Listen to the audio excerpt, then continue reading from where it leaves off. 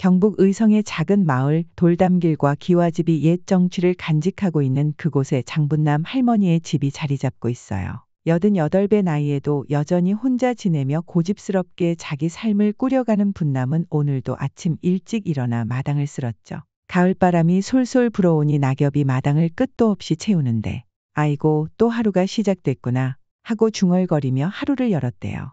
분남 할머니네 집은 마을에서도 유독 눈에 띄는 곳이었는데 담벼락에 오래된 벽화가 그려져 있었거든요. 바로 십장생이라 불리는 해, 산, 물, 구름, 돌, 소나무, 불로초, 학, 사슴, 거북이가 정교하게 새겨져 있었대요. 색은 많이 바랬어도 의미만큼은 여전히 강렬했죠. 오래전 시아버지가 이 집에 십장생이 있는 한 우리 가문은 끊이지 않을 것이다 라고 하셨다며 분남은 오늘도 그 벽화를 바라봤대요. 주름진 얼굴에 세월이 고스란히 담겨 있고 남편은 벌써 10년 전에 세상을 떠났고 자식들은 서울, 부산 큰 도시에 가서 명절에만 얼굴을 비춘다지 뭐예요. 그래도 내가 있는 한 이 집은 지켜야지 하며 마음을 다잡았대요. 근데 요즘 들어 자주 가슴이 답답하고 숨이 차서 지난주 건강검진을 받았는데 악성 폐병 의심이라네요. 더 정밀 검사 받으라지만 분남은 자식들한테 폐 끼치기도 싫고 결과 듣는 게 더 두려워서 그냥 덮어두기로 했대요. 살 만큼 살았지 뭐. 그러다 찬장에서 먼지 쌓인 사진첩을 꺼내보니 남편, 아이들, 시부모님과 함께했던 행복한 순간들이 거기 남아있었대요. 이제는 다 흩어졌지만 문득 창밖으로 보이는 산을 보니 어릴 때부터 위안 주던 그 산이 눈에 들어오더랍니다. 뭔가 마음이 울컥해서 한 번만 더 올라가 볼까 싶어 오래된 등산화 신고 물 한 병 들고 집을 나섰죠. 나가기 전 십장생 벽화를 다시 보는데 오늘따라 거북이 눈빛이 자기를 보는 것 같더래요. 이 늙은이 좀 지켜줘야 할 텐데 중얼거리며 천천히 산길을 올랐대요. 사람들 인사에도 그냥 고개만 끄덕이고 숨이 가빠도 마음속에서 솟는 힘 덕분에 계속 걸었대요. 그러다 사람 없는 오솔길에 이르렀는데 거긴 마을 사람들도 잘 안 가는 분남만 아는 특별한 장소였대요. 커다란 바위들이 햇빛을 받아 은은하게 빛나는 곳이었는데 여긴 변한 게 없네 하며 잠시 숨 돌리고 있는데 갑자기 어디선가 약하고 간절한 울음소리가 들렸대요. 귀 기울여 보니 바람 소리가 아니라 분명 생명체 소리라서 누가 있나 하고 찾아가 보니 큰 바위 밑에 하얀 거북이 한 마리가 깔려 있더랍니다. 고통스러워 머리만 꿈틀대며 애처롭게 울고 있더래요. 아이고 이런 어떡하지? 싶어 주변 봐도 휴대폰도 없고 이 깊은 산에서 전화도 안 되고 거북이 눈빛이 너무 간절해서 그냥 갈 수가 없었대요. 그래서 바위를 밀어보는데 88 노인네한테 너무 큰 바위였지만 제발 움직여라 하며 온 힘을 다해 밀었더니 조금씩 움직이기 시작했대요. 무릎은 까지고 손바닥은 다 긁혀 피가 났는데도 마지막 남은 힘까지 쥐어짜서 밀었더니 바위가 굴러가며 거북이를 겨우 구했대요. 아이고 다행이다. 헐떡이며 거북이를 보니 다행히 상처는 심하지 않았고 거북이가 천천히 머리를 들어 분남을 바라보는데 그 순간 소름이 쫙 돋았대요. 거북이 등껍질에 십장생 문이랑 똑같은 문양이 새겨져 있었던 거죠. 해, 산, 물, 구름, 돌, 소나무, 불로초, 학, 사슴 그리고 또 다른 작은 거북이까지. 분남은 어찌된 일인지 알 수 없는 묘한 전율을 느끼며 거북이 눈빛을 봤는데 그냥 동물의 눈빛이 아니라 무언가 깊은 의미가 담긴 듯 했대요. 분남은 무언가에 이끌리듯 조심스럽게 손을 뻗어 거북이의 등을 쓰다듬었어요. 괜찮니? 이제 안전해. 거북이는 천천히 고개를 끄덕이는 듯 했죠. 그러더니 신기하게도 상처있던 부분이 점점 아물어가는 거예요.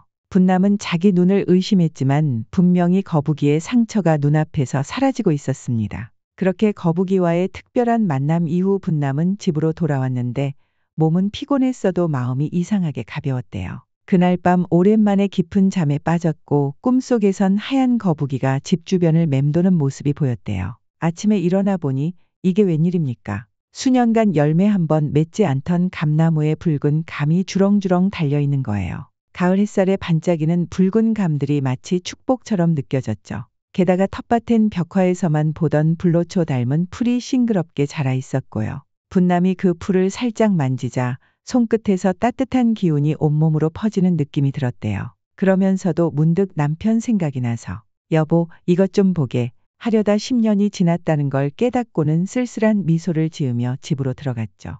그리고 이틀 뒤 병원에 가서 정밀 검사를 받았는데 의사가 결과 보면서 깜짝 놀라는 거예요. 폐에 있던 암세포가 싹 사라졌다고. 간 수치도 정상으로 돌아왔다면서. 의사도 이런 경우는 처음 본다며 혹시 특별한 치료라도 받았냐 묻는데 분남은 그냥 아니요, 평소처럼 살았을 뿐인데요. 라고 했대요. 집에 돌아오는 길 마을 슈퍼 앞에서 서울에 사는 큰아들 내외를 만났는데 이 친구가 갑자기 어머니 생각이 자꾸 나서 상사한테 휴가까지 얻어가지고 내려왔다면서 막 끌어왔는 거예요. 그날 저녁 분남은 아들 내외와 차를 마시며 마당에서 갑자기 감이 열린 일, 텃밭에 불로초 닮은 풀 이야기를 했죠. 다음 날 마을 사람들도 웅성거리기 시작했는데 감나무 사진이 인터넷에 올라가면서 순식간에 소문이 퍼진 거죠. 그러다 85살 마을 노인회장 현수 할아버지가 찾아와서는 이 나무가 다시 살아났구나 하면서 사실 예전에 분남인의 시댁이 십장생 지킴이었다는 전설을 풀어놓기 시작하는 거예요. 옛날 역병 돌 때 너희 조상이 흰 거북을 구해줬고 그래서 십장생을 모시며 마을 평안을 지켜왔다고.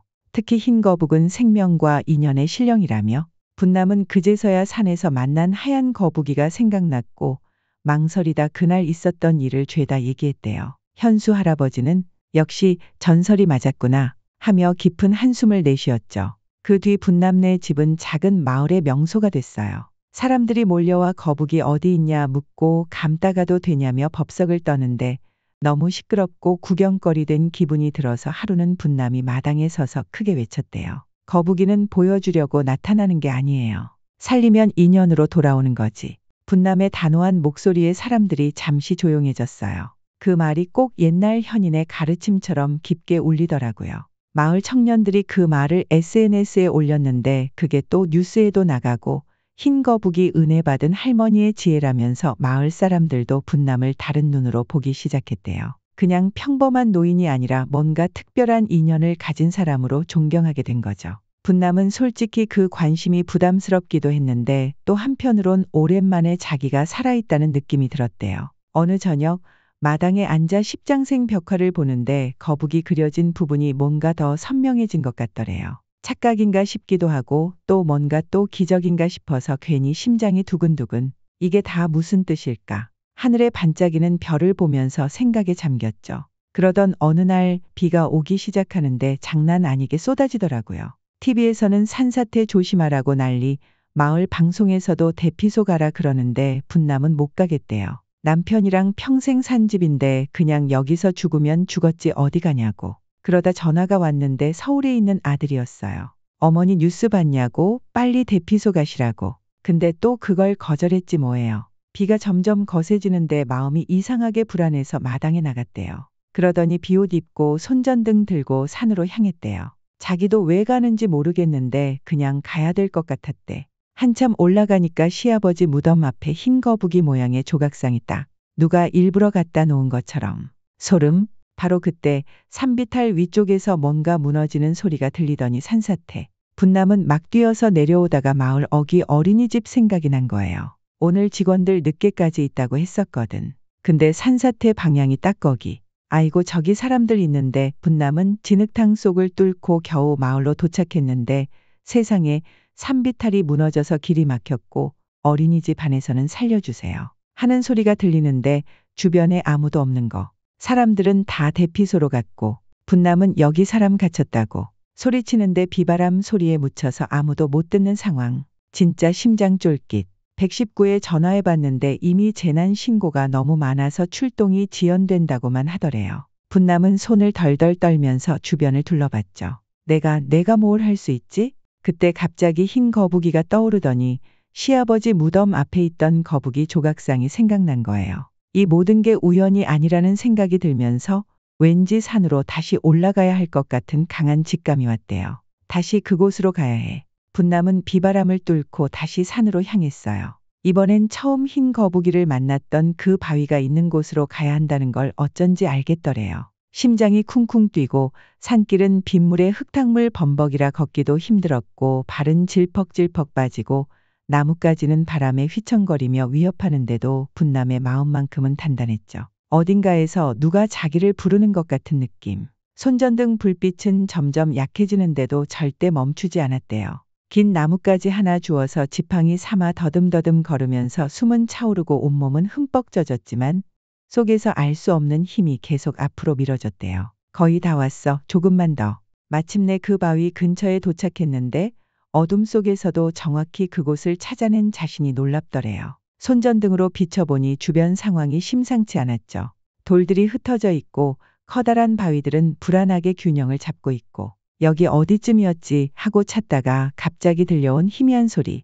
예전에 거북이 처음 발견했을 때 들었던 그 미약한 울음소리였어요. 분남은 그 소리 나는 방향으로 손전등을 비췄는데 세상에나 돌무더기 밑에 또 하얀 거북이가 묻혀 있었던 거예요. 지난번처럼 커다란 바위에 깔려서 고통스러운 듯 머리를 겨우 움직이고 있었죠. 분남은 망설이지 않고 다가가서 내가 왔다 걱정 말라고 속삭였대요. 이번엔 지난번보다 더 큰 결심이 생겼고 긴 나뭇가지로 작은 돌들을 치우고 그 큰 바위에 온 힘을 실어 밀었어요. 나이든 몸이었는데도 이상하게 힘이 솟구치더래요. 움직여라 제발. 신기하게도 바위가 생각보다 쉽게 움직였어요. 마치 누군가 옆에서 같이 밀어주는 것 같았다나 봐. 마지막 힘을 짜내서 바위를 밀어내니 드디어 거북이가 자유로워졌어요. 천천히 머리를 들어서 분남을 쳐다보는데 어우 그 눈빛이 또 지난번처럼 깊고 의미심장. 근데 이번엔 뭔가 더 강한 메시지를 전하는 느낌이었대요. 그러더니 거북이가 마을 방향을 가리키듯 고개를 돌리는 거예요.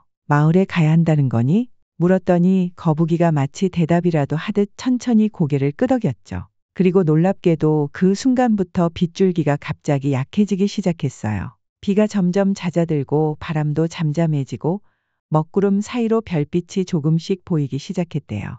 비가 그치려나? 하고 다시 거북이를 보니 어느새 거북이는 바위 틈 사이로 사라지고 없었고 그 자리에 조그만 흰 돌 하나가 남아있더래요. 분남이 그 돌을 주워보니 돌 표면에 십장색 무늬가 희미하게 새겨져 있었대요. 이게 무슨 의미지? 품에 그 돌을 꼭 쥐고 분남은 다시 서둘러 마을로 내려갔대요. 분남은 흰 돌을 품에 꼭 쥔 채 비에 젖은 발걸음을 재촉하며 마을로 내려갔습니다. 길은 여전히 진흙탕이고 비는 조금씩 그쳤지만 공기는 습하고 싸늘했죠. 마을 어귀에 도착했을 때 어린이집에서 살려주세요. 라는 외침이 여전히 들려왔어요. 그 순간 품 안에 흰 돌이 은은하게 따뜻해지는 느낌이 들더니 돌에서 희미하게 빛이 새어나오기 시작했어요. 이게 뭐야? 분남은 돌을 꼭 쥔 채 무너진 길 쪽으로 달려갔습니다. 그런데 믿기 어려운 일이 벌어졌어요. 흰돌이 손 안에서 살짝 진동을 하더니 돌 위에 새겨진 십장색 문양이 번쩍 빛을 내며 무너진 흙더미 위로 비추기 시작했죠. 그러자 갑자기 진흙더미 위쪽에서 작은 틈이 벌어졌고 아이들과 어린이집 선생님이 그 안으로 빠져나올 수 있는 공간이 생긴 거예요. 나와, 어서 나와. 분남의 목소리에 힘을 얻은 선생님이 아이들을 한 명씩 틈으로 밀어냈고 분남은 손을 뻗어 그들을 하나하나 끌어냈어요. 아이들은 울음을 터뜨렸지만 모두 무사했고 마지막 남은 선생님까지 구조되었을 때 마을 사람들도 서서히 대피소에서 돌아오기 시작했죠. 누군가가 분남 할머니가 어린이집 사람들 살렸어. 라고 외치자 모두가 놀라며 분남에게 달려왔습니다. 누군가는 눈물을 흘렸고 누군가는 할머니의 손을 꼭 잡았죠. 그때 먹구름이 완전히 걷히며 밤하늘에 별이 쏟아질 듯 반짝였고 어린이집 뒤쪽 산등성이 위에 하얀 거북이가 마지막으로 모습을 드러냈어요. 모두가 숨을 죽이고 거북이를 바라보는 순간 거북이는 천천히 고개를 끄덕이더니 별빛 속으로 사라졌습니다. 그 이후로 마을 사람들은 분남을 십장생의 수호자라 부르며 존경했고 분남의 집벽에 있던 십장생 벽화는 더욱 선명하고 빛나는 기운을 품게 되었어요. 서울에 있던 아들은 그날 이후 자주 찾아와 어머니 곁을 지키기 시작했죠. 분남은 늘 마당에 앉아 밤하늘을 바라보며 속삭였답니다. 고맙다 거북아.